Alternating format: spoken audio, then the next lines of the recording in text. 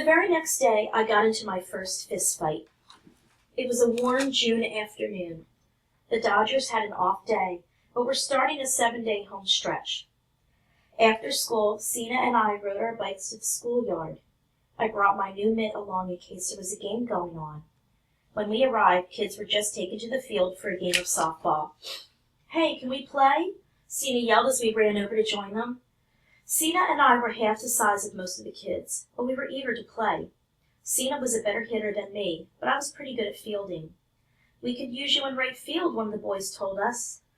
I hated the outfield, so I started to argue, though I held my feelings back because of my talk with Jackie about self-control. The outfield reminded me of pictures I'd seen of small African boys left to herd goats in the middle of the Sahara Desert. I wanted to be in the infield, where all the action was. Reluctantly, I grabbed my glove off the handlebars and ran to my position in right field. It took several long innings before we saw any action beyond second base. Boredom had set in. I considered sitting down in the grass in protest when the next batter slammed the ball high and long. I perked up. The ball was heading toward the right field. It was coming straight at me. It was my time to shine, to prove to these fourth and fifth graders that I was as good as them. I got in position, planted my feet firmly for the catch, and looked up at my gloved hand. The glove was way too big on me. It was intended for a grown man and for a hard ball. Too late, I thought. It had worked for Jackie. I reached into the air as the ball began to drop. "You need help, Steve?" Sina yelled. "I got it," I called out without taking my eyes off the rapidly descending ball. My heart pumped faster and faster. Salty sweat stung my eyes. I figured the batter was touching first base and heading toward second. "You won't get far," I muttered to myself as I built confidence. The ball was within inches of my hand when I was attacked by a bee. It stung my calf and sent shooting pains up my leg. I tumbled to the ground in agony. The ball also thumped to the ground. Senna raced over, grabbed the ball, and threw it to the pitcher while I wiped tears off my cheeks. It was too late. The error let 2 runs in. Several boys on our team ran over to me. I thought they were coming to make sure I was all right. When the first boy yelled "Sissy," I flinched. Another flung a bigger insult. "Go home to your mother." I was roaring mad. I jumped up from the ground, forgetting the painful sting, and got in their faces. "How dare you," I hissed. "Get stung by a bee and let's see how brave you are." One of the boys laughed at me. "Stung by a bee? Yeah, right." He spat and bent down to pick up my cherished glove. "And take this wreck of a mitt with you," he shouted. "Jackie Robinson gave me that mitt," I shot back. All 3 boys laughed. "Liar, Jackie Robinson didn't give you anything." "Jackie's fat," one of the boys shouted. "Yeah, he can't even steal a base this year," another boy challenged. Now I was really, really mad. It was okay if the boys were making fun of me, but not Jackie. "He's the best player in baseball," I shouted back at them. Sina grabbed my arm. "Let's get out of here," she whispered to me. I pulled my arm away and jammed it into the belly of one of my attackers, instead of retreating. The boy punched me hard in the gut. I dove into the 2 other boys. Sina screamed so loud she made my ears pop. My head whipped around. "Run!" she yelled. This time I listened. Senna and I took off at the top speed and didn't look back. We reached our bikes, hopped on them, and pedaled away like we were being chased by a pack of dogs. After a few minutes of heavy riding, we looked back. Nobody was after us. The game had resumed, and we were forgotten. Sina glared at me. "Are you crazy?" she yelled at me. "Don't ever start a fight that you can't finish. Those boys outnumbered us by a dozen, and they were twice our size. What were you thinking?" "Well," I stammered, "they had no right to talk bad about Jackie. He's lost weight and is hitting again. He'll show them." "He'll show everybody," I shouted back. I raced home, leaving Sina behind me. I left my bike at the bottom of our front stoop and folded my frustrated frame on the top step. Mom stuck her head out from behind the front door. "Glad you're home. Did you play ball?" "Sort of," I grunted. "Stephen, please look at me when I'm talking to you." "Yes, Mom," I said, standing up so we could face each other. Mom looked me up and down. I hoped she couldn't see signs of war, the dirty shirt, a ripped pocket, a bruised and sad face. Please come inside, Stephen. A hot shower will do wonders. You'll see, Mom said. Just a few minutes more, okay, Mom? 10 minutes, Stephen. My mother closed the door, and I sat back down with a loud sigh.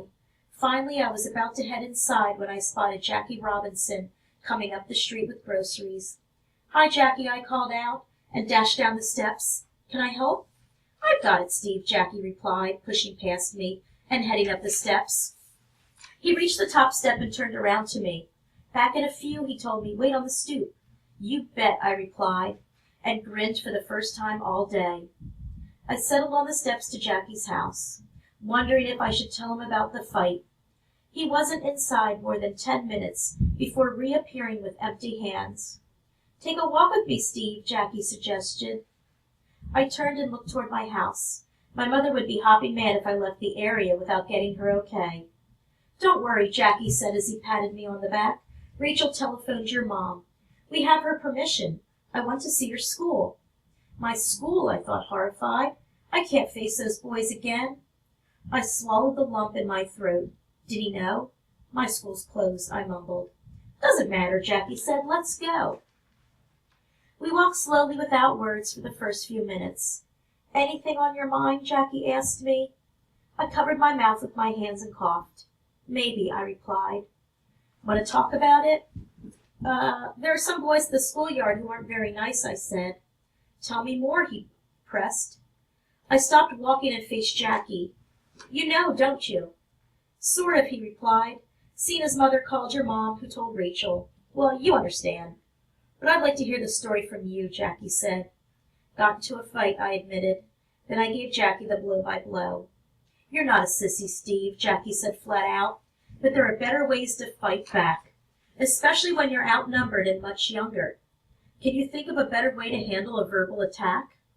I'm not strong like you, Jackie, I protested. Yes, you are, Steve. Every situation is different. But in general, punching someone who has verbally attacked you will only make things worse. The bee sting was unfortunate and bad timing, but it wasn't your fault. Your attackers were looking for a fight. If you can, take the high road next time. You miss the ball. It happens. You strike out. The important thing to do is to get back up and do your best. And as for the glove, Jackie chuckled, that was my mistake, to give you a mitt intended for a man twice your size. Sorry about that. I meant for you to keep it safely in your room. Maybe show it to your friends. But it's not for you to play with now. Besides, it's meant for baseball, not softball. I laughed so hard that all the tension left my body. You're right about that, I said. But Jackie, those two boys had no right talking bad about you. I can handle it, Steve. Please don't try to defend me. I've heard a lot worse. Besides, I did come back to work overweight. It's up to me to get back to my playing shape. I'm almost there, Jackie said. So should we pay those boys a visit? You mean go over to the schoolyard? I asked. That's right, Jackie replied. Wow, you mean you and me? Our slow walk up Tilden Avenue was interrupted every couple of feet by autograph seekers. Jackie was patient and polite to all the kids. I stood 4 feet 2 inches, but I grew taller with each step. By the time we reached school, I felt 10 feet tall. The softball game was breaking up as we approached the field. The kids who'd been mean to me an hour ago now stood silently. When the shock wore off, they flocked around Jackie. I stepped back, but Jackie grabbed my arm and pulled me to his side. We were a pair. I beamed up at him. We were friends. As the realization sank in, I relaxed. That's it, I thought. Jackie Robinson has become my friend. Jackie's face eased into a signature, broad, warm smile. I was hanging out with my friend Steve, and he suggested that I come by and meet you all, Jackie told the kids. Really? One of the boys asked. We didn't mean to chase Steve away, another said, and several chimed in. You don't look fat, Jackie, a chubby boy suggested. Shut up, one of the big boys warned. No need for that, Jackie chastised the boy. He's right. For the first half of the season, I was overweight. It affected my playing. I'm known for my speed on the base path and for stealing bases. It's hard to be daring and fast when you're out of shape. My weight's almost back where I need to be. Gee, Steve, thanks for bringing Jackie to meet us, one of the girls said. We always hear you talking about Jackie Robinson, but nobody believed you really knew him. Yeah, we just thought you were lying, another boy said. All I could do was smile. Will you sign my cap, Jackie? Someone asked. Got a pen? Within seconds, boys and girls were lined up to have something signed by Jackie. A couple of kids even had me sign my name. I couldn't believe how proud I felt. I don't get to play much softball, Jackie told the kids after he finished signing, but I'd be happy to show you some skills that don't involve ball. The requests came in as if they were fast pitches, and Jackie fielded them like the pro he was. Can you teach us how to steal a base? One of the girls asked. My name's Sam, a boy said, stepping forward to shake Jackie's hand. I'm pigeon-toed, too. I want to be able to run as fast as you. Sam, if you really want to run faster, join the track team and work hard. You'll be fine. Can you show us how to slide into a base and not get caught? Another asked. I'll show you some moves. But keep in mind that stealing bases takes daring and patience at the same time. You must study the pitcher and run at the right moment. There's risk, for sure. If you get picked off, let it go, and don't be afraid to try again. Hey, Jackie, one kid yelled. I know you're from Pasadena, so will you go home after the season? Not sure, Jackie replied. California will always be home, but I think it's time to set down some roots on the East Coast. Now enough talk. Let's play ball. Jackie joined us on the field and took us through base running techniques until we could all slide into home plate like him. It was so much fun. Everyone groaned when Jackie called time out. Game day tomorrow, Jackie said. Who are you playing? Someone asked. Cincinnati Reds, Jackie told them. Good luck beating the Reds, the kids shouted as we made our way back Tilden Avenue. Steve, how'd you like to invite your entire class to a Dodgers game? Would I ever? My birthday's on the 19th, I reminded Jackie. Great. How about you celebrate your birthday with your class on June 24th, right before school lets out for the summer?